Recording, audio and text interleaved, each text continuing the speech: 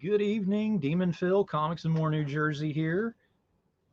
And we're going to get started here in just a moment. Just like we've done with the other shows, if you'll let me know you can see and hear me on here, I'd appreciate it. And then we'll get going here shortly.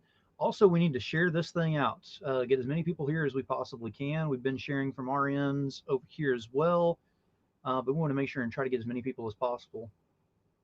Scott, welcome to the show. Appreciate you being here. David, appreciate you being here.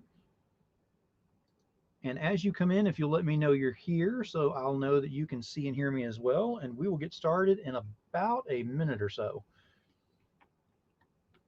By the way, Scott, your prize package on my end is going to be going out tomorrow. It was a little bit different because it was a larger size package because of the prints and everything, so I had to finagle some stuff together. Wendy, thank you for being here. All right, we're starting to get a few people in here now. Give it about another minute here to make sure we get this shared out and going. Russell, thank you for being here. Oh no, Scott, thank you. That was a huge show and I appreciate that, and you definitely deserve that. Everyone who won deserves, everyone who was there deserves. Thank you very much for making that possible. All right, let me go ahead and remove the banner and we're going to make this official. All right, Demon Phil, Comics and More New Jersey, and I've got another interview for you tonight. And tonight is actually very interesting. We've actually got, let me just go ahead and set this up real quick here. We've actually got someone here that's a little bit out of my regular means of grabbing a hold of. I had a colleague and a friend of mine that helped me to get him in here. And for those of you that do know him, whenever you see him up here, you'll know what I'm talking about. For those of you that you don't, I deal more on the indie side. I've had more indie creators and everything here. Now, not only did I go over to the big two side with this particular guest, but he's actually way up there in the big twos. So, if you're going to go big. And that's exactly what I did with this one. Now, that being said, let me go ahead and start by thanking our sponsors because that's what I need to do whenever we first get here. So first off, Sub-Zero Mission. Sub-Zero Mission, one of our sponsors here. Everyone knows that is one of my personal, more important ones that I have, simply for the reason that they actually save lives by going out in their area and then giving out the necessary tools to the homeless vets out there to go ahead and survive the winters. So that's a big deal with me on that. If you don't know enough about that one, please reach out and you will find out more information on that. Totally Rad Comics. Totally Rad Comics has got Totally Rad Life of Violet #3, which is in Kickstarter right now and Kickstartering some ass. So definitely go take a look at that one. Third Empire Banner. Third Empire Banner has got Mojo Rising will be coming out very soon. Should be coming out in the next week or two. Definitely be looking for that one to get your mojo on. Codex Entertainment has got Lily the Demoness #4, which is coming out in 4 days on Kickstarter. So be looking for that one as well. 183 Degree Studios is Kara Nicole and Alfred Trujillo, which just finished up with Confessions of a Cosplay Diva, which is currently on Indiegogo or Crowdux. I can't remember which one. But you can go ahead and grab a hold of that one if you did not get on the Kickstarter. So get that while it's still there. Comic Art Groupie, which is Wendy Steen Shaner, which has got Naughty Stripper Fairy Assassins #4, which is currently in Kickstarter. And well, it's blowing records left and right. So she's doing a hell of a job on that one. And if you haven't jumped on that one, get on there, get #4, and go ahead and get 1 through 3. You got to catch up on all this if you haven't already. And of course, our final sponsor, she is right up here in the corner where she always is. It is Pantsless Pizza. And if you don't know enough about Pantsless Pizza, stay tuned. More reveals showing up. All right. So that being said, without further ado, my guest tonight is none other than the inking legend himself, Scott Hanna. So we're going to bring him out here, ask him some questions, get to know him a little bit better. If you have questions in the audience, whatever, go ahead and get those ready as well, because here we go. Here is Scott. Hello, how are you, Phil? Hey, welcome to the show. Appreciate you being here. Yep, good to be here too. Hey, so for those that are out here that don't know who you are, I wanted to go ahead and give you just a moment here. If you'll let them know who you are and where they can find you. Okay, my name is Scott Hanna. I'm a veteran comic book artist. I've been drawing for Marvel and DC comics for well over 30 years, pretty much on every major top character for both companies. Mostly known for drawing long run on Batman and Detective Comics, especially during the Nightfall saga. I was working on Spider-Man for almost nonstop for about 15 years. And I've done just about everything else. If they turn it into a movie, I've probably drawn it. You can find me on Facebook, on Instagram as hashtag InkerScott, Facebook Scott Hanna or Scott Hanna Art. And I also teach art, which you can find me at afiartschool.com. And I actually am now, because of the COVID shutdown, I'm actually doing online classes occasionally. Which are very interesting too. We're going to get into that because I've actually looked into some of the stuff that you got on one of your other pages on there that we're going to bring up. But so you've got an impressive resume is not a good enough word for this. So like you said, you've pretty much touched a lot of things on there. So my first question has got to be, how did you get your start into the industry? What actually, skyrocketed this thing the way that it is? Um, it's actually a longer story than you would think. When I was a kid, growing up, my mother's an artist, so I always loved art. And I started reading superhero comics specifically when I was about 10 years old, got really into it, loved drawing comics, but I never thought comics was a real job. I thought, comics is something you can appreciate, but there's no way you're going to make a living at it, whatever. So then I went to New York City, went to art school. I went to Pratt Institute, which is still one of the top art schools in the country. And every one of my friends in art school loved comics too. So actually, name dropping here, I went to school with Mark Chiarello, George Pratt, John Van Fleet, Keith Williams, a whole bunch of us all did comic stuff. But I still didn't think of it as a real job. I actually was going to school thinking I was going to be a book cover artist and do paintings. And so I was kind of aiming that direction, but it really wasn't that well suited to me. So when I got out of school, I was finding difficulty kind of keeping or getting regular jobs. Illustration in any form of art is difficult. I lived in New York City, so you could go from like publisher to publisher, but I wasn't really that socially adept yet. I was still a shy, quiet artist type. I wasn't quite my teacher self that I am now. But some of my buddies who were already getting work in comics said, "Hey, Scott, we actually know an inker in comics that is looking for an assistant." Back in the old days, that was actually the way you got into the business. You either went and worked as, Ramita's Raider at Marvel, or most often you went to work in an artist studio, learned from Wally Wood or Neil Adams or John Buscema, or somebody would actually hire you. And a lot of inkers actually would have background inkers, that the main inker would ink the main character and the background person would ink all the buildings and the minor characters, not get any credit whatsoever. Very little pay too. but it was your way to get into the business and get used to the differences between comics and other forms of illustration.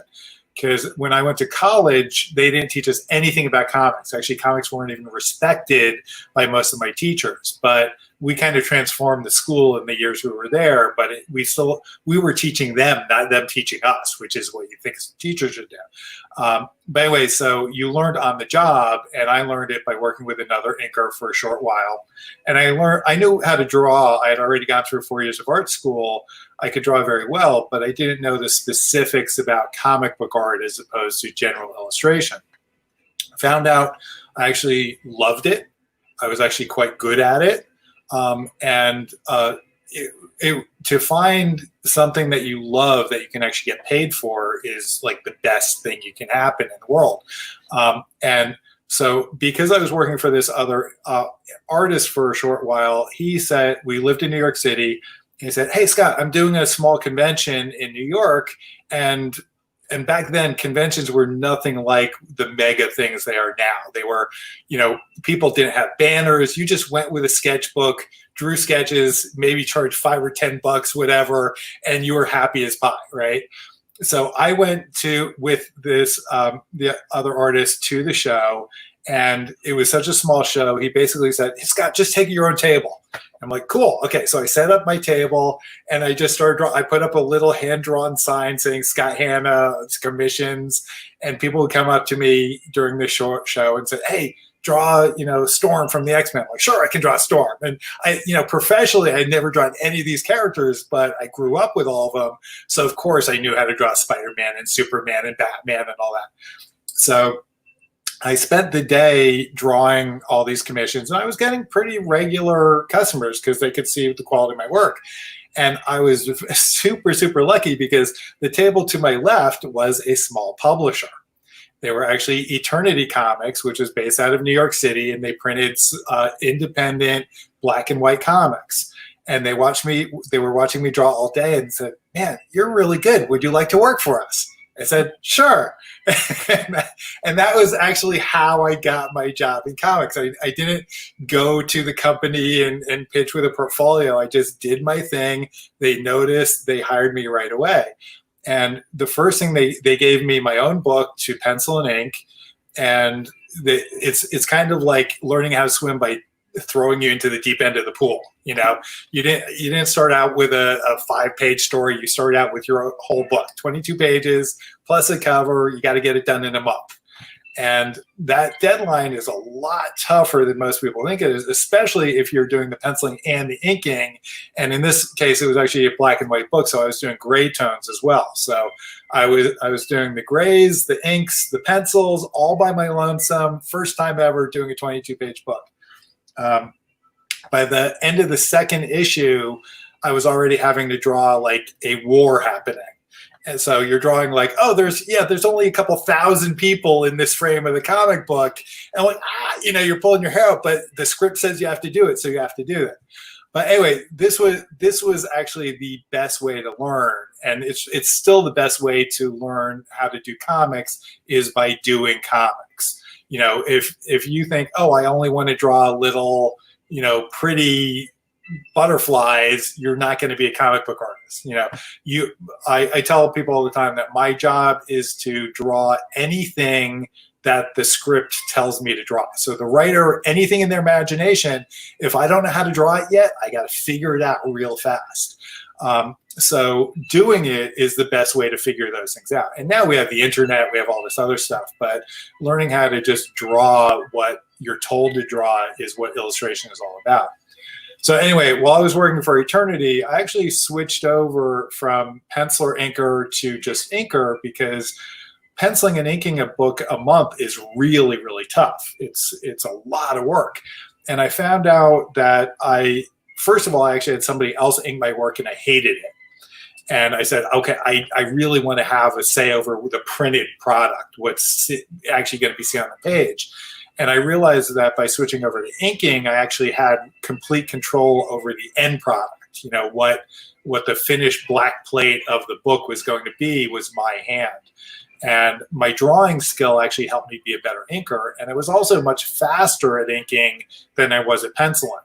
So I realized I kind of did the math and said, hey, if I can ink 2 books a month and only pencil 1 book a month, I actually make more money by inking 2 books a month.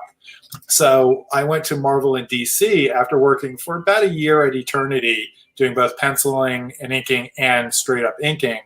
I got all my practice. Then I went to Marvel and DC and applied for work as an inker. And they liked my samples, but they said, hey, here's samples of our pencilers to work on. And back then we didn't have blue line scans. We just had, Xeroxes of the pencil work, and you had to light box it. And I still to this day hate light boxing. Light boxing is horrible. I never do a good job light boxing, but I had to do it to get a job at Marvel and DC. And weirdly enough, at Marvel, one of the pencilers they gave me to work on was John Romita Jr. And this was in his early days from his first run on Spider-Man.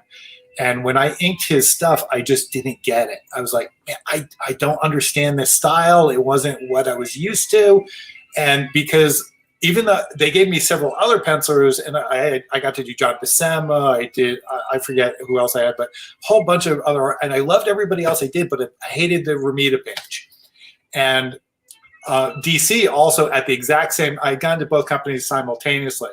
DC, they also gave me samples of their work, including Mike Mignola, a whole bunch of other people at that company. I liked all those.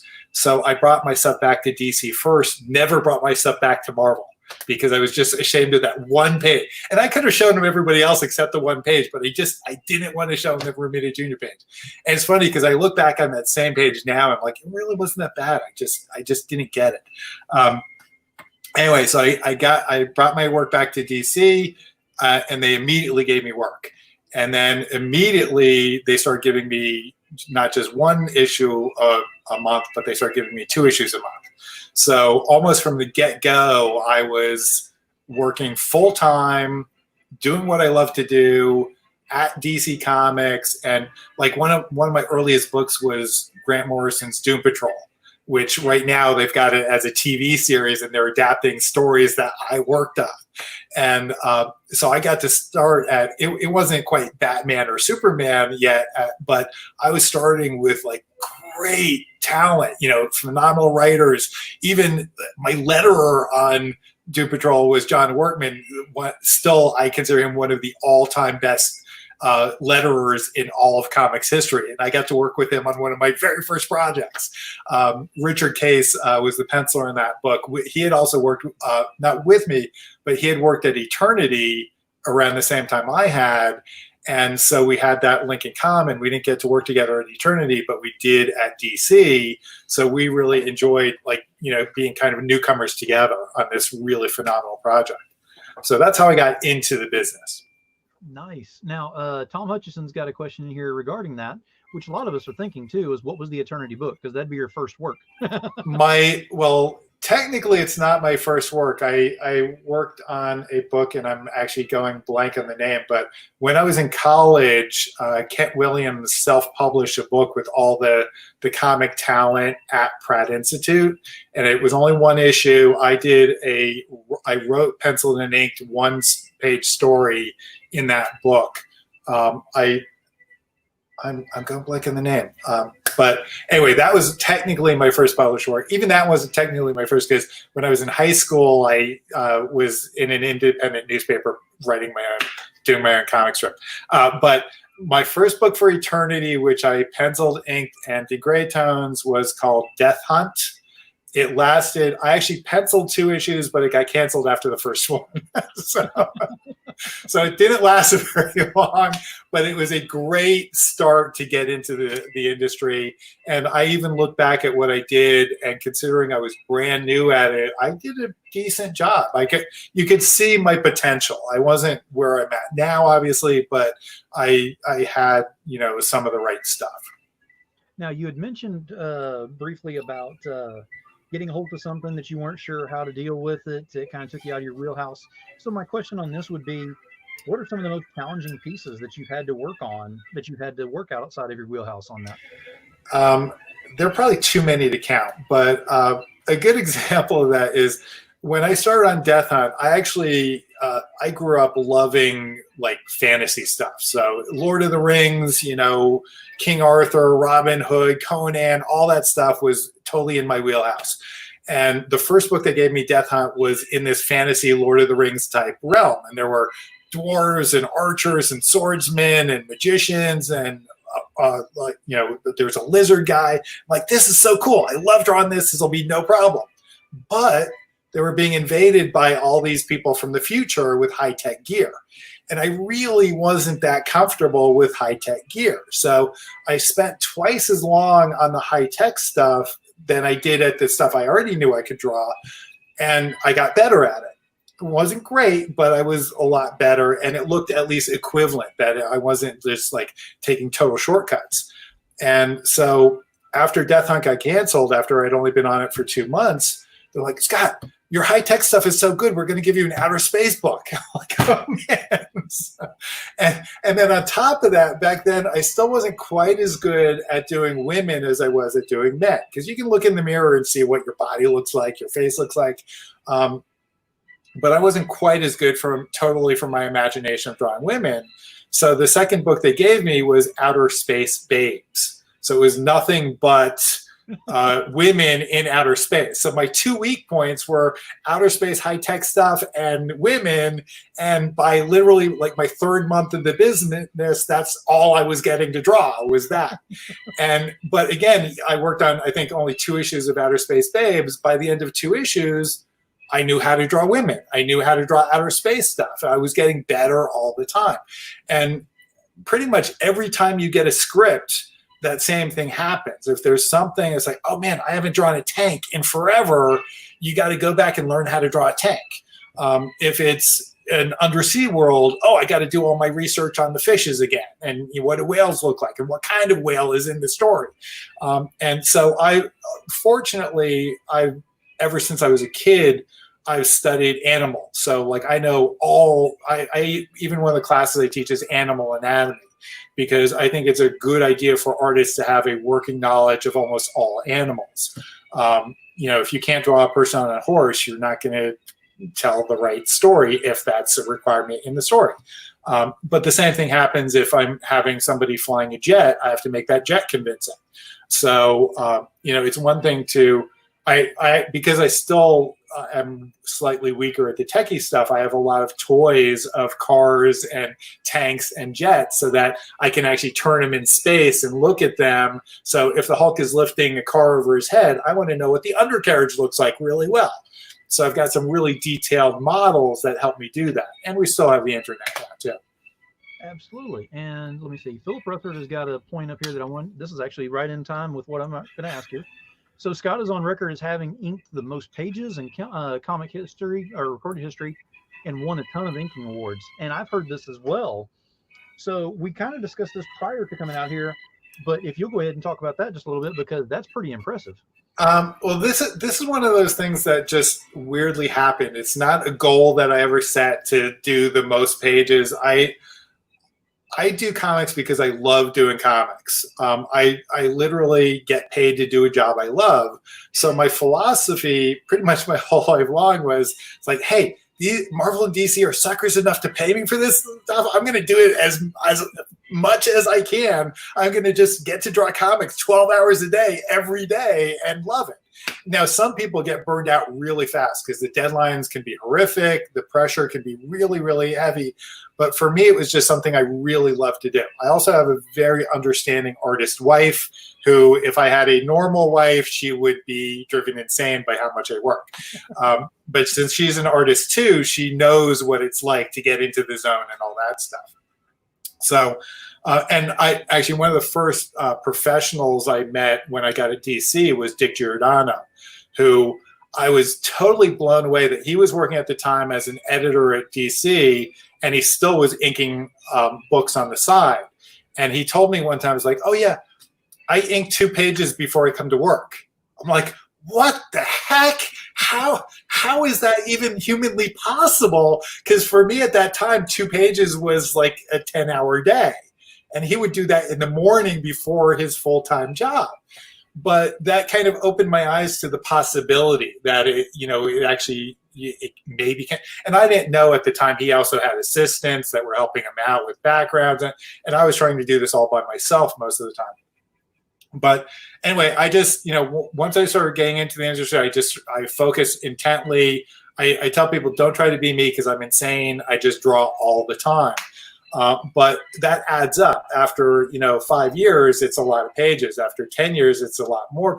And my fans started bringing it to my attention that there were some websites out there that were kind of listing all the stuff that I'd done. And I wasn't keeping, I had a general idea, but I've never kept exact count. So that's why it's debatable whether I'm the most or not, because it's not, I haven't recorded every single page. I could probably do that, but it would take me forever. So maybe when I retire, I'll start like actually coming up with the exact count. But my rough estimate is I've done probably between 22 and 23,000 pages of comic book art. Now, there's one website that had me listed at being close to 20,000 pages, but they were missing most of the last 5 years of my Marvel stuff, for instance. So I know they were missing a lot of my work. On that same website, Vinny Coletta was listed at having done something like 21,000 pages, and he was generally considered to always be the most prolific inker in the industry. And not just inker, actually the most prolific artist. He beat out Jack Kirby. He beat out John Buscema. But anyway, so I think I've done more than Vinny did, at least according to that 21,000 number. But if that same site was off by me by several thousand, they could be off with Vinny by several thousand, and we don't know. And back in the early days, they didn't even get credit all the time. And I know, for instance, even I have done books where I didn't get credit. I've even done books where I got credit that I didn't even work on the book. So that's why I say it's iffy, but absolutely I'm supposed to have done more than anybody else alive. According to my numbers, I've done more than even Vinny Coletta has, and I don't erase my penciler's work. So Vinny was considered one of the biggest hacks of all time. I don't know if you know the stories, but... Now, we had kind of discussed backstage, and I wanted to bring this up, is you have your show that you do on the Facebook. In fact, I have that. Let me bring it up real quick because I actually have the link. So that's actually on the feeds as well, so you can click directly in there if you wanted to. Excellent. But the reason I'm bringing this up is because I've watched a few of your shows, and I think you still have the piece right next to you that you did this evening of Nova. Yes, actually, that's right here. So if you'll share if that, you can. So this is actually 18 by 24, much larger than my normal comic book convention sketches. But because I was doing it for the live stream, I like to draw large. The camera can see it easily, and the fans can see what I'm doing. So when I came into the live stream, whenever it started, I got in there. You were inking. I mean, it was penciled. But the inking, you were doing the hand, and you were doing the right hand, the right arm, and that was pretty much almost completed. I turned away, did some packing, moving around some stuff around here, and then like most of the torso, the legs, all this is done, and I'm looking at it going, how much time has passed on this? And then I talked about that as how fast you're able to do that, but it's actually really cool because you explain it as you go along as well. Right, and that's part of my teaching. I've actually been, I co-created with my wife artsandfashioninstitute.com, and I've been teaching regularly since then. And when you teach, you have to explain what's going on. I know as an artist, I love demonstrating when I teach, so I actually draw in front of my students, but at the same time, I talk about what I'm doing. If you just lecture during art classes, artists don't learn as much. If you just draw in front of classes, they still don't learn as much. If you draw and teach or talk, I think it gets into their brain in a much, much better way. That's how I learn better, so that's how I like to communicate with my students. And so it's just become very natural for me to talk about. When I'm at home by myself, I'm not talking to anybody for weeks except for my wife. But when I'm teaching, I can just talk nonstop because I want it to get into their head. I want them to understand what I'm doing. And as I mentioned to you earlier, that it's weird that until I started teaching, I didn't realize that how much I thought about everything I do. That I am quick, I'm fast at what I do, but I do it with intent. I do it with purpose, with a reason behind what I'm doing. So I'm not just scribbling and testing and working. I'm doing that, but I'm doing it quickly, and I'm doing it with reasons. And after you've been drawing like I have for, professionally in comics, I've been doing it for about 33 years, but I've been drawing seriously. I literally, when I was 10 years old, I knew I was going to be an artist. So I focused on art for that whole time period. And you get to the point where you trust yourself. You know that your instincts are right. You've learned all the right lessons. So doing it, at least for me, is very fun and easy. It's actually not. And the other thing, one of the reasons I'm quick is because I'm actually not that scared of screwing up. And not all artists can say that. Actually, most artists can't say that. But I realized early on that art is about screwing up. That if you make it, we're not there to be perfect. If you want to be perfect, take out a camera and take a snapshot. Even that's not perfect either, but it's what people think is perfect. And I could do an image and make it look exactly like a photograph, but what's the point? I could just use the photograph. So art is about changing it, about doing things and manipulating and playing and trying things. And you can't try new things unless you're willing to screw up. So the more you're willing to screw up, the more you learn and the more stuff gets into your head and you do better the next time. So my philosophy as a teacher and as an artist is don't go forever backward and try to fix your old mistakes. Try to learn from your old mistakes and make new mistakes and, learn from the old things, get better, but then keep trying to make new stuff and make new mistakes so you can keep on learning. To me, art is one of those things that you never, ever stop learning. I want to be drawing until I die, literally. The day before I die, I want to be still drawing. That's what I want to do. And that means I still want to be trying to get better until the day I die. It's not just about drawing what you know automatically. It's like, hey, test yourself, try to get better. Now, I've got someone in the audience over here. I've been talking to her for a while. She's a new artist who just got out of school and everything, and she's really wanting to make this her profession, and she wanted to put a question up here. When you were starting in the comic career, were you nervous? She just graduated from revising her first graphic novel. It was a senior thesis, and I'm reworking it. So as an amateur, I'm very nervous, especially getting a job. So she's asking if you were nervous in this and how you kind of overcame that. Yeah, you're always nervous whenever, literally for the first several years, I think, of doing comics, I was like, do I know what I'm doing? I don't know what I'm doing. Yeah, like I said, I didn't even have professors that were teaching me how to do this. I kind of learned it on the job. So when that happens, there's no better way to stop being nervous than just to get it done. Now, for me, I'm personally extremely deadline driven. So when I got my first project, like at Eternity Comics, they said I had to do 22 pages in a month, which is, even for most professionals, that's an insane deadline. But you try to do it anyway. You get it done to the best of your ability within that time frame. If you're working, like the fact that you're working on a graphic novel, that means you're doing way more than just 22 pages. That's a gigantic, and most people have never done 100 pages of anything in their life, and now they're trying to do a 100-page graphic novel story. That's totally insane. That's really, really hard to do. So the fact that you even did one already or doing one for your thesis, that means you're well ahead of the curve, so you don't need to be nervous. Now, we're always self-conscious and we're always trying to get better. And this goes back to what I just said before, that, yeah, we're going to screw up. We're going to do things badly. The goal is, hopefully, if you're doing say 80-page graphic novel, you're going to actually see physical evidence that you get better over the course of time, that you're going to figure out, wow, this works, that didn't work. Doesn't mean go back and redraw every page you screwed up. It means you're going to be a better artist by the end of that story. And then the next story you do, you're going to be even better. And then the next story you do, you're going to be even better. I'm good friends with Walter Simonson. I grew up reading his early Manhunter stuff. I liked it, but the stuff he's doing now, I think, is 10 times better. He's doing just this insane amount of like rendering and detail, and his storytelling has just gotten so phenomenal. Not that it was ever bad, but he got better over the course of time. We all do. That's how art works. You can't expect to start out being a master. Art takes time. So the only way to get over that nervousness, to get better at your craft, is to put in the endless hours. I'm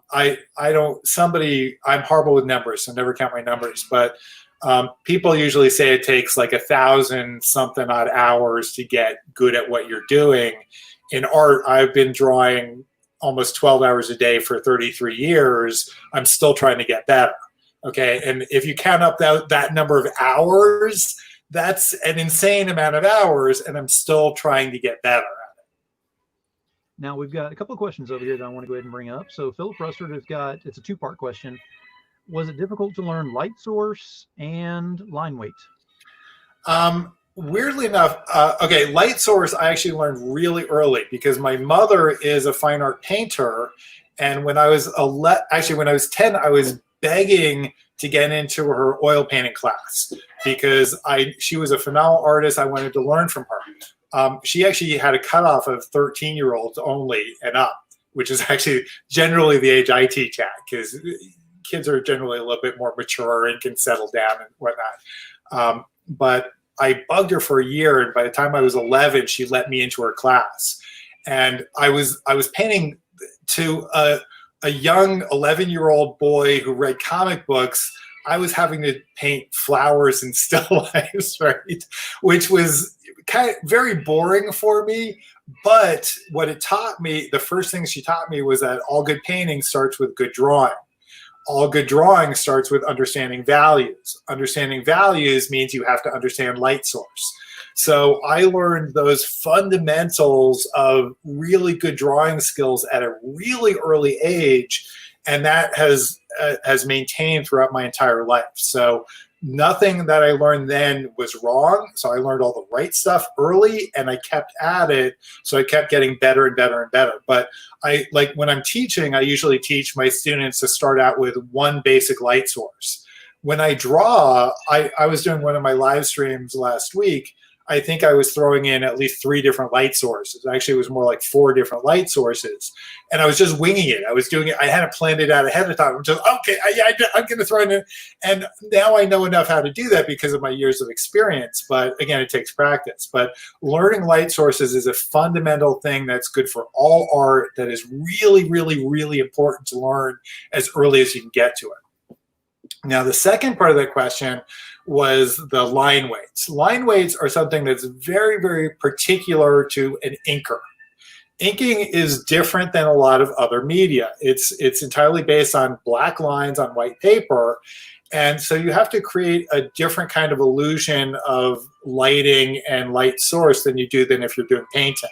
So even penciling, you can shade a lot. With inking, you have to shade by doing cross-hatching or parallel lines or solid blacks or white on black or all these kind of tricks. And one of the first things I started paying attention to when I started picking up inking, now I had a really good high school teacher where he introduced me to pen and ink when I was a senior in high school. And I kind of played with it all through my 4 years of college, but I never had anybody teach me inking.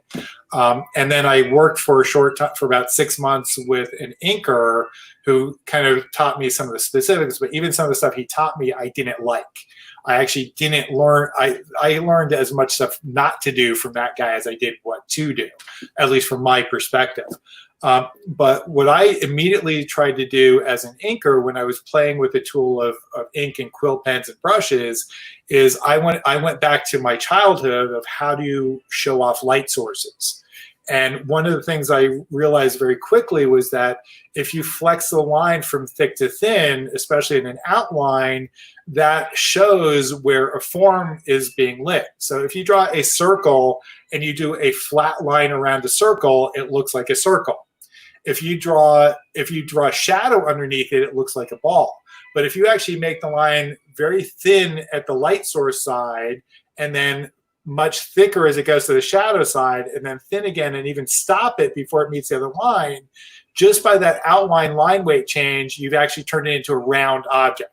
Then if you go ahead and shade inside the object using thick and thins, it gets even more form. So the more you use thick and thins in inking, the more dimensional your artwork becomes. And in my mind, inking is all about creating that illusion of form. It doesn't have to be. Actually, hold on a second. So this is actually, okay, if you can see it without the shine. Okay, this is actually a sample piece I did. It's in glass, so it's hard to see. Hold on. Okay, there we go. And I actually did this with a different kind of inking technique where I wasn't doing a lot of thick and thins like I normally do. I was doing more bold, simple lines. So this is another way you can ink, but my favorite way is actually use brush and ink, because brushes are really flexible in creating that thin to thick line with just like the barest amount of pressure of your hand. You can get this really amazing variation. And so my favorite tool in inking is always the brush. Brush is also faster. Main reason the brush is faster is because it holds more ink, so you can keep doing it without dipping it over and over again. And also it dries faster. If you use a quill pen, which I love doing quill pens and I use them all the time, but quill pens take longer to dry. You can smear them easily, so you have to be very careful about the artwork.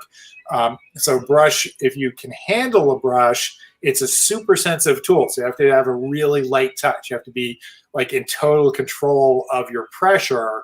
But if you have that, it's an amazing tool. And again, that goes with watching some of your shows that you've done, watching you ink these things. And as fast as you are to go ahead and give that much depth to the picture and everything by doing it the right way. And like you said, you know exactly how much pressure to put on there because you've done it through all the practice. Exactly. Yeah. And that's why we can't, it's not like somebody that wants to start inking can go ahead and say, oh, I'm going to go ahead and do just that thing right now. They need to do it in practice. I liken the kind of art I do a lot to music. Like my brother actually was a guitar player, and he had to get blisters and practice, his chords for hours and hours and hours.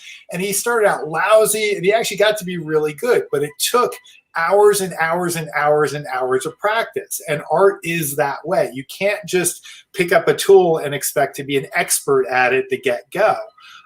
You have to put in the time, and a lot of people don't want that time to be necessary. They think, oh, it can magically be perfect at the get-go. No, it can't.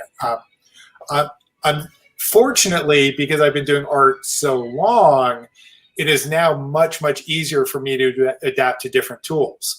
So the same thing happens with musicians. Like it takes you years to get good at one instrument, but once you've mastered one instrument, the next instrument is much, much easier. And then the next instrument after that is much easier.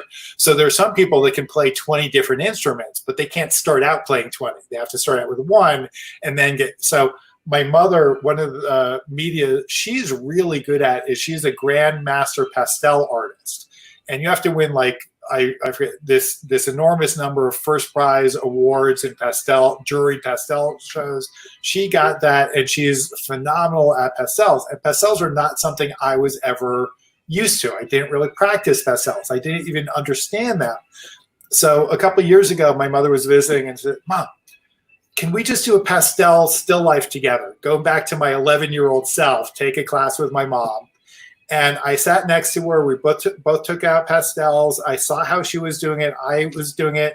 And in an hour or so, I did a really nice pastel drawing or painting. And I got it because I'm so adept with just art. The new medium, I learned the specific tricks of, how do you layer that medium? How does this medium work? Once I got that, from that point on, it's like, oh, I get it now. But that's not the 1 hour of learning I did. It's the 1 hour plus 40 years of learning I did to get to that 1 hour. Now, what have been some of your personal favorites of the things that you've done? I mean, I know a lot of times artists are more critical of their work than anything else, but you've got to have some kind of personal favorite that you're like, wow, that's my pinnacle right there. Well, growing up as a kid, my two favorite characters were by far Batman and Spider-Man. So I loved group books because when I was a kid, I could only afford like one book a month. So I'm like, I'll get the Justice League or the Avengers because there's a whole bunch of characters in here. But when I started being able to buy more than one comic book, or when I would get kind of runs on a character. And I had a long run on Batman. I had a long run on Spider-Man. I had a super long run on the X-Men. But at an early age, I really gravitated toward those two characters for different reasons. They're very different, but they're similar in some ways. And so in my career, I've had very iconic runs on both characters. Probably the most nervous I've ever been in professional comics was not my first job working at Eternity. It was actually my first time doing Batman and Detective Comics. And I was doing what were called finishes, where I got rough pencils from my penciler, Tom Lyle. I was finishing the pencils and inking it. And I was doing this on Batman. And the pressure, the internal pressure of, I'm working on Batman has been around since, forever, and he's this just my favorite character, and I've got to draw him now and make it look as good as I possibly can because it's Batman. So the amount of pressure and that was just phenomenal. And then that started literally 5 years on Detective Comics, where I worked on pretty much every Bat book over those 5 years, but that went into the whole Nightfall storyline, which even at the time we were doing Nightfall, the breaking of the Bat, all that stuff, we kind of had an idea that this was a big deal. It was the storyline was crossing over between all four of the main Bat titles, plus Robin had his own book, Catwoman even had her own book. Like I said, during that period, I worked on every single title, at least, a couple of times. But I'm still, to this day, I'm so proud of that whole story, what we accomplished, the team effort of all these talent from, the writers were from totally different spectrums. It would be total opposites working on the same character, trying to fit the story together and make it work. And we made it work, somehow all this. And I actually really credit Denny O'Neil was the group editor on the Bat books. And he was such an accomplished writer himself. He knew how to bring us all together. I would go to these Bat summits where I would be able to throw out my ideas just as much as everybody else's. So it was really like a family team environment. We all worked great together. And I'm still so pleased with what we accomplished at that time. So to me, working on especially Nightfall is one of by far the highlights in my career. And then actually right after Nightfall, I started working on Spider-Man. And that was the next most nervous time I was ever in my career. Wait, now I'm a Spider-Man. And it wasn't my first book for Marvel. Actually, I think a couple of years previous, I had done one issue of Wolverine. So yeah, I really had to start low on Marvel. But really, Spider-Man was my first major project at Marvel, and it was my first ongoing project at Marvel. I was doing more than one issue. So the pressure again was really high. The self-imposed pressure was really high. For my editors, I'd even worked with Tom Lyle, was the same penciler who got me onto Detective Comics. So it was my buddy, new writer, but I was getting used to him really quick. Brand new editor who had no idea who I was. So I had to kind of impress a little bit. But the pressure internally was really, really severe. Because again, I'm on my childhood character. I pulled off Batman, but Spider-Man was this totally different monster, and we had to, different look, different feel. And that again, I somehow I managed to make it work, and I stayed on that character for a 15-year run. Not always the same book. I think I started on an adjective-less Spider-Man, so just the plain Spider-Man title. Then I went on to do Sensational Spider-Man. Eventually I got all the way up to Amazing Spider-Man, which I had a very long run on that. And that leads me to what I consider to be kind of my most important issue was Amazing Spider-Man number 36. And that was dealing with 9/11, the fall of the World Trade Center. And because Marvel is based in New York City, most of the freelancers actually at least started living in New York City, if they didn't still live in New York City. So as I said, I was a New Yorker for a long time. I still consider it to be, once you're a New Yorker, you're always a New Yorker. It never really leaves you. Right now I live in Pennsylvania, but I'm still kind of a New Yorker at heart. So when 9/11 happened, it was this devastating, super personal thing to not just me, but everybody who, I mean, everybody in the US, but everybody who lived in New York, especially. It was our backyard. It was our family. It was our world was attacked. And we all felt so helpless. And when I was very fortunate. I got to work. Marvel put out 3 different projects. They put out the book Heroes about 9/11. They put out A Moment of Silence about 9/11, and they put out Amazing Spider-Man 36. And when we got the script from J. Michael Straczynski, which he apparently, I saw him recently, and he wrote it in like a couple of days. It was insane. Now, it is easier for a writer to write something in a couple of days than for an artist to write, but we were trying to get this out as soon as possible because it was a very, very, very current real life event. So I think from the writing to the finished coloring, we got the whole project done in like a month. And if you look at the art in there, it's insanely detailed. We were doing real research on John Romita Jr. just was killing himself because, again, he's a New Yorker. I think he was born in New York. He lived in New York most of his life. So it was very personal to him. It was very visceral. You know, we were crying when we were doing this stuff because it was so real. And the fact that we tied in this fictional Spider-Man universe into a real life event, and it was gut-wrenchingly honest. You know, Spider-Man was helpless too because he wasn't there to save everybody, just like we weren't there.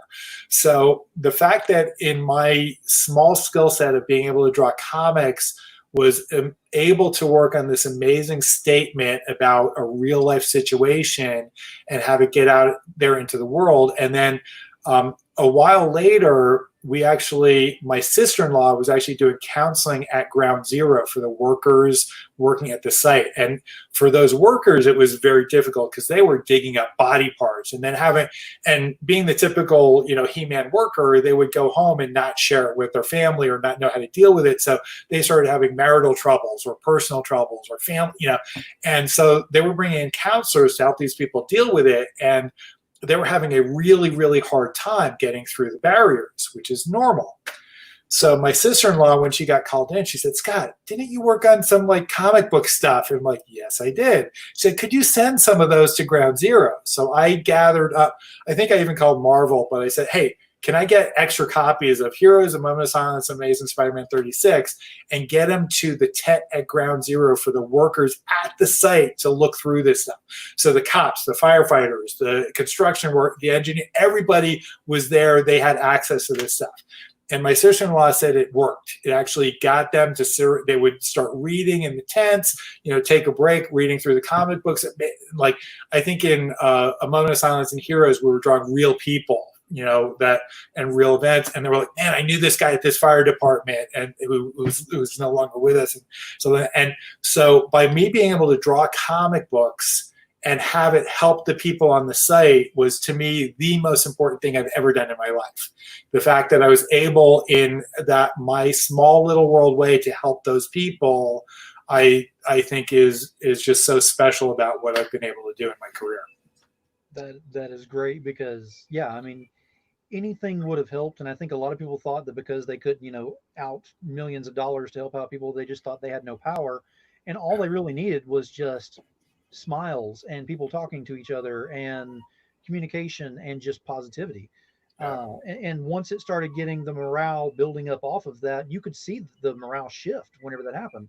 So you being a part of that with the books and everything, I can only imagine how much you would see that morale shift almost immediately whenever they got those books. Well, I really appreciated when they did the first, Sam Raimi directed the first Spider-Man movie. They kind of had that attitude in the film that the New Yorkers got together and were cheering on, and it wasn't just Spider-Man; it was the whole society working together. So that very much reflected what we were doing in the books. Very cool. Now, my next question is: we've talked a lot about some of the people you've worked with in the past and everything, and you've worked with a lot of people and all. So my question would be, who have you not worked with that you would like to? Well, there were several people that I didn't get a chance to work with early in my career that are no longer with us. So I've been actually extremely fortunate. I worked with a lot of my childhood idols. You know, as a kid reading comic books, I would, you know, read this stuff or be influenced by artists. And then later on in my career, I got to work with those pencilers and work with those writers and become friends with them and co-workers with them, which was just mind-blowing that I got to work with all these people. But there were unfortunately a couple that I never got a chance to work with, like John Buscema. I never got a chance to work with him. He was one of my really strong influences. I did get to work with others like Neil Adams and Mike Grell. Sal Buscema I got to work with. Nick Cardy. The first comic book I remember getting was an issue of Justice League of America. Nick Cardy did the cover, and shortly before I passed away, I got to work with Nick and ink over his work, which was a dream come true kind of thing. So that's happened to me over and over again. I've gotten to work with some of the very best artists in the entire industry, most all of the best writers in the industry. New ones keep popping up though. So, there's still new people that come in. It's like, wow, that's such great writing. I want to work with this guy, or that new artist. That's such a cool take on the character. I want to work with them. So there's always room to, expand and get new info. And that's one of the things I love about my job is by working with new artists or working with new writers, that stretches me even further, that pushes me further, that gets me out of my comfort zone and says, hey, try a different direction, try something new. But some of I didn't get a chance to work with a lot of the early Image guys. So like I've never professionally worked with Jim Lee because I was never an Image artist. I have worked with a couple, never got to work with Todd McFarlane, though I love his work. So those are two of the big guys that I have not yet worked with. I did do one piece over Jim Lee for the Inkwell Awards. It was actually a Superman cover from New 52, which I loved it. I actually had a great time doing it. I think I was actually extraordinarily flattered because somebody said, oh, this is better than the original cover that was printed, which was actually inked by Scott Williams, who is a phenomenal artist. So there's no way I want to, try to do tit for tat against somebody like Scott. But I envy him that he's gotten to work with Jim for so many years, but he makes Jim look really good. So there's a reason. I actually, when I was first starting out, I met Jim Lee, and at that time, I think he was doing The Punisher, which was the first time he teamed up with Scott Williams. And I told Jim, and this is before I gotten into the big, characters. But I told Jim, it's like, stay with this Scott Williams. He's so good with you. That team was just so excellent. But anyway, there's still a few modern artists that I hope at some point I get to work with, or I get to work with them again. Like there's some artists, I won't mention any names, but I worked with them early in their career, and now they're much better, and I'm much better, and I'd like to work with them again, where we're both at this another higher level than where we were like 25, 30 years ago. Now we've got a couple of questions over here from Allison Warren. So bouncing off that question, do you think any younger or newer artists would want to work with you, sort of a dream come true thing? I'm actually very flattered. I get contacted even on Facebook, Instagram by artists who are just getting started in the industry. I actually love working with new artists. I'm kind of because I'm a natural teacher, I'm a coach. I can smooth out their stuff. If they're willing to listen, some new artists are very super sensitive and they don't want any feedback. But I've found out, at least through the course of my career, that usually the artists that are willing to take criticism are the ones that get better faster. And they actually go on to become the greats. And I've worked with some that started out okay and became phenomenal, but it's because I would give them a piece of advice and they wouldn't say, oh, he's just critiquing me, I don't want to listen to that. They said, hey, this guy knows what he's talking about. Maybe I can learn from him. They paid attention and they got better. So most of the new artists know who I am. I know what I'm talking about. And so I've had a lot of new artists ask for me that want to work with me. I also have had a lot of editors that assign me to new artists because they know I can help the newcomers. I can make the pros look as good as the pros look. That's my job.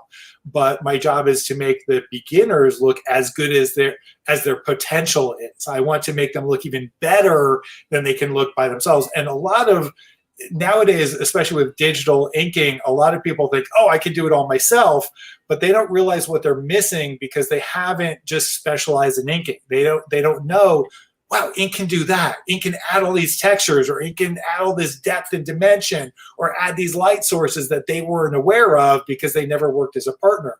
And a lot of times, if you do it all yourself, you magnify your own flaws. You actually make everything you do badly, especially if you ink yourself, you make all your mistakes worse. It's horrible.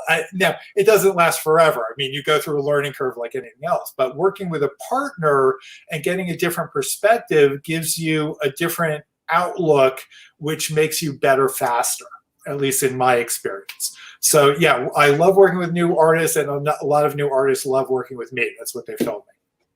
The second question that Allison had is right here. Also, sorry for asking so many questions. What do you think I should work on as a new artist, and what jobs do you think I should apply to get my foot in the door? Okay, well, one of the things I stress for all of my students, especially if you want to be in the kind of illustration that I do, is sequential storytelling or sequential art. That includes movies, so storyboards for film, animation, video games, comic books. Any of those things require really, really strong focus in telling a story with your pictures. So the fact that you're working on a graphic novel is amazing because you're telling a story. As I said, when I started out, I thought I was going to be a book cover illustrator where you have to tell quite a bit of story with one single image. So doing a cover is very, very different than telling a whole story. The better you are at telling a story, the better it will make you as an artist, because you have to put on so many different hats. You have to become the lighting director, the acting director. You have to stage things. You have to edit things. You have to just do panel formats. You have to do all these different stages but it's necessary, and it makes you a better artist. So I always tell everybody, yeah, you have to learn how to draw, but you really, really have to learn how to tell a story with your drawings. So my favorite class to teach is my sequential art class, where I will reference not just comic books, I'll reference movie storytelling, animation, all kind of TV shows, all kinds of things to make yourself a better storyteller. Because drawing is just the first step. Telling the story is the more expansive, bigger step. Now, let me see. We got Russell Allen is in here asking. I was waiting for it. I knew it was coming. Have you ever done a Vampirella piece? The vast majority of my career, I've worked almost exclusively for Marvel and DC Comics because they do not publish Vampirella. I have never had any published Vampirella work. I have been commissioned to do Vampirella pieces at conventions. So if you come up to me at a show, I will do whoever you ask me to do. When I was a kid, I was reading the black and white Vampirella magazines because the art was just stunning. And especially as an inker, if you want to learn inking, go back and study some of that, the black and white line work in Vampirella. So I've loved the character for as long as I can remember, and I love getting to draw her when I get commissions, but I've never had a published Vampirella piece yet. I always say yet because there's always potential for the future. If they called me up tomorrow and said, "Hey, Scott, would you like to do something in Vampirella?" I'm like, "Sure, yeah, I'd love to." As long as I have the time in my schedule. Exactly. Now, I ask this of a lot of my guests, and it's kind of odd asking you because most of the time their answer is your name is in there somewhere. So I'm kind of going backwards on this one. But I want to ask you, who is it that has influenced you the most in what you do? That's a really good question. In art, I was actually influenced much more by turn of the century, golden age illustration, pen and ink artists like Joseph Clement Cole and Heinrich Clay, Franklin Booth. Most people don't know that Bernie Wrightson, who did his spectacular Frankenstein work, was basically channeling Franklin Booth. So I learned from actually the same people that Bernie learned from. I learned from all these amazing people that are no longer with us. They were stopped working well before I got into art, but I grew up with their work, and that's been one of my strongest influences. I think, as I mentioned earlier, Dick Giordano, when I first met him, he wasn't ever a teacher of mine, but he was an early encourager. Actually, I ran into him in the hall, and my editor showed him one of my Doc Savage pages, and he gave me a quick critique in the hallway. And I was just like, being crushed because Dick Giordano was telling me I was doing something wrong. But at the same time, it was teaching me stuff, and I was learning like right on the spot. And he later became just a friend. And again, he led by example. So I was like, wow, Dick could do this. Maybe I can do this too. So it became not impossible for me to ink 3 books a month or 4 books a month or 5 books a month, which I have done on rare occasions. But just the fact that he showed it could be done meant that, oh, maybe I can pull this off. And and he was also a really nice guy, a really good encourager. And I love the fact that we got to be friends and, co-worker. Even after retired, he would call me up occasionally and just want to chat and stuff. And the fact that that happened to me is just amazing. But I'm going to go back to Allison. She mentioned something about the college professors. And I jokingly tell my students, but not really jokingly because it's kind of serious, that I wish I had a professor like me when I was young too. And now when I got to college, I actually had some really, really good professors. They didn't teach me anything about comics, but they taught me a lot about art. But I try to teach all my students everything that I wish I had learned when I was that age. So I try to compress my 30 plus years of professional experience into something that I teach high school students, or I teach my high school students at the college level. I teach my college students at the professional level, because I'm always trying to push them forward. And essentially my job as a teacher is I want them to be better than me. I want them to get all the information it took me 30 years to get. I want to give that to them at the outset and fly from there. Very cool. And just to let you know, I know I've got a few people in here, but I've got 2 very hungry women in here that are artists that are getting started out and everything. And Allison Warren and Yvonette Rivas Fournier, which otherwise known as Eve. Both of them, I've been watching some of their work and dealing with them on some things. And you need to definitely keep an eye on them. Very cool. I'm just telling you, they've got some serious talent, and they've got the hunger, which is great. And in fact, if I'm not mistaken, Eve, correct me if I'm wrong, but you've got your first published in a crowdfunding that's coming out in 4 days on Lily the Demoness #4. Excellent. So yeah, they're very hungry with that. That's why they've been asking a lot of questions, which is great because it shows that hunger. Yeah, absolutely. Now, I want to kind of switch gears just a little bit on this one, because current situations being what it is outdoors and everything, everybody knows how that is. I want to ask you, what is one of your most fond con moments that you remember that you've had? I know you've had quite a few, I'm sure, but just something that kind of sticks out. It's almost, I've heard some professionals talk about it's like their worst con story, or like their worst fan. It's like, I don't have one of those stories.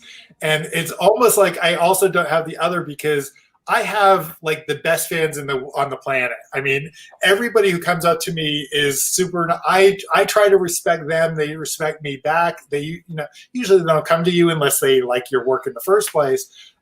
I realized a long time ago that I wouldn't be anywhere if it weren't for the fans. I'm doing this. Yeah, I love what I do, but I'm doing it for the readers. I'm doing it for the people who go and buy my book. So if I've done 23,000 pages of art, that means, people have seen those pages. That's what it's all about. So I get this amazing reaction constantly over and over from people at shows. And I love the fact that I actually have repeat customers coming to me over and over again. So I make them happy with a drawing I do or a book I work on, and they follow me. They just like you can follow somebody on Facebook, they follow me at shows. They actually will, go from show to show even sometimes. I mentioned to you off camera that one of the most fulfilling things, one of the things that makes me so happy in my life is when I'm at a show with real people, and and I actually, somebody commissions me to do a piece of artwork, which I love doing. And it used to be I only did commissions at shows because I'm so busy all the time. During the shutdown, because there are no shows, I do have a home commission list if anybody's interested. But one of my favorite things is to do a piece of artwork and see the reaction when somebody picks it up. Now, if I've been so fortunate that I've had countless times of people just like almost crying with joy that they're like, oh, this is so much better than I expect. And that's what you want to give them. That you don't want to just say, oh yeah, I got my money's worth. You want to make them, I want to make them happy. And because I want to make them happy, they get happy. You know, it's a mutual thing. They come to me because they know hopefully I'll make, and then I try to make them happy. One funny incident was I had a young man come up to me, and he was obviously very shy. I think he was kind of like hiding behind his dad part of the time, but he came up to me, and mostly it was his dad was like asked for a commission for his son. So I'm like, okay, cool. I love doing that. Young, and you can tell he's probably a learning to be artist or something, very shy and stuff. But I did this drawing for him. And then when it was done, he came and picked, and he had been kind of hanging out in the periphery, like watching me draw, which a lot of people love to do. I actually enjoy that too. I think part of the entertainment it shows is doing the work, doing the work in front of an audience. So I really encourage all artists draw in front of people. That's part of the entertainment factor. But anyway, so eventually this kid came and picked up the drawing, and I don't remember what, I think it was like a Spider-Man, might have been even a color piece. I was really happy with it, and I'm expecting this like really good reaction, which I frequently get. And this kid doesn't make a peep. He doesn't say a word. He doesn't show anything on his face. I'm like, what did I do? Did I screw up? Did I do something wrong? And I could tell he was shy and stuff. So I'm like not expecting him to jump up and down or anything. No big deal. But he just didn't even show a smile on his face. It was just blank face. I don't even think he really looked directly at me. It was kind of like, and mumbled something like, thank you. Right. So he goes away, walks across the aisle to a group where his friends were. And then he literally starts jumping up and down and looking away. So, but to me, that's such a cool story because I know, I did make him happy, and that's what my goal was.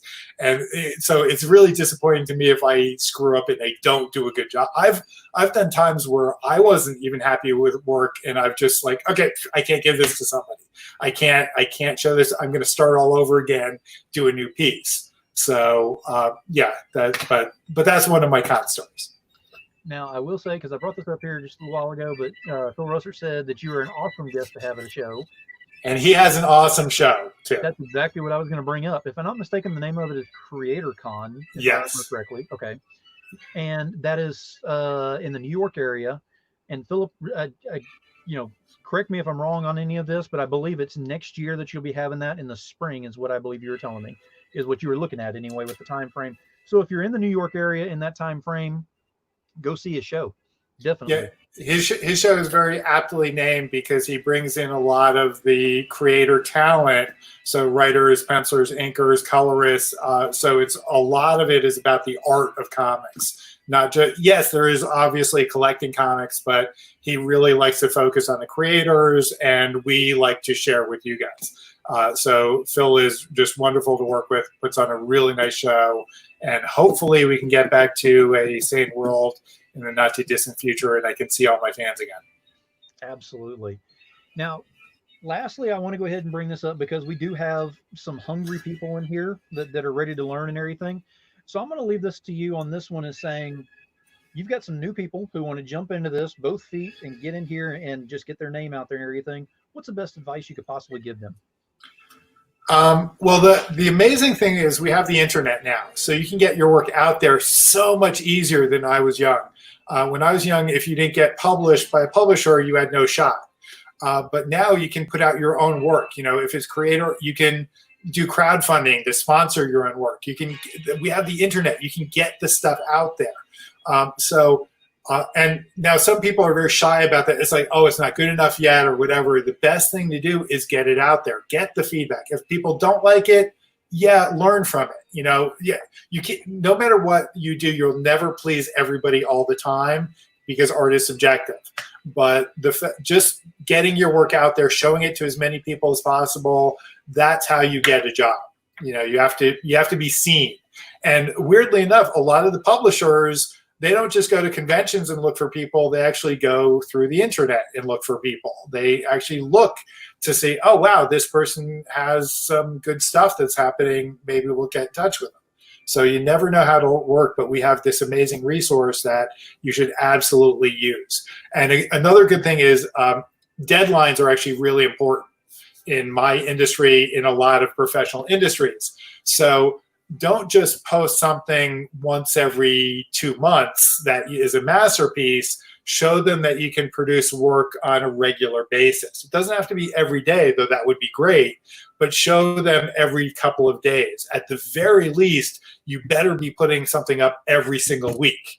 Because if you're not putting up new stuff, the publishers are going to say, it's like, oh, yeah, this stuff is good, but it took them 2 years to do that. I can't wait 2 years for a piece. They want to see that you can produce good work on a schedule. So if you publish it, even just on your Facebook page or your Instagram page, if you just get it out there on a regular schedule or even a semi-regular schedule, if you keep putting it out, that'll prove to people that, wow, they're growing, they're getting better, and they're putting this out on a regular basis.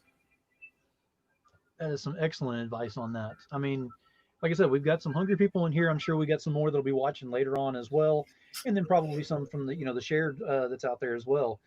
So it's good to have someone in your position going ahead and giving that kind of advice because it makes it attainable at that point. Exactly. That All right. is Well, I actually should get going pretty soon. no, that's what I was just fixing to get to is I could keep you on here much longer, but we're going to go ahead and start wrapping this up. So if you'll go ahead and let us know where we can find you again, I'm going to have these links on here in the feeds as well. Okay, you can find me on Instagram as #InkerScott, on Facebook as Scott Hanna or Scott Hanna Art. My school, where I teach online classes, as well as if you're in the Pennsylvania region, we're almost getting back to where we're having real life classes again.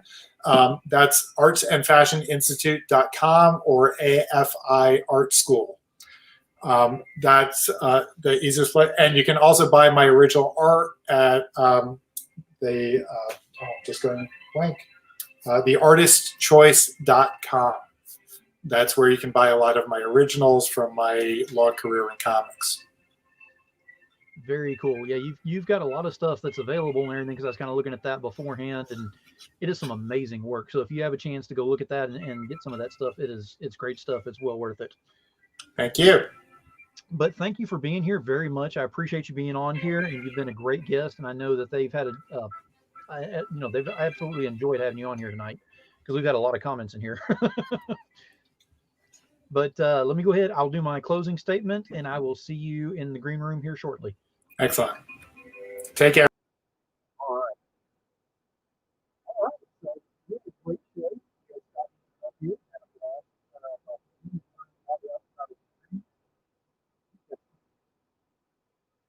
always have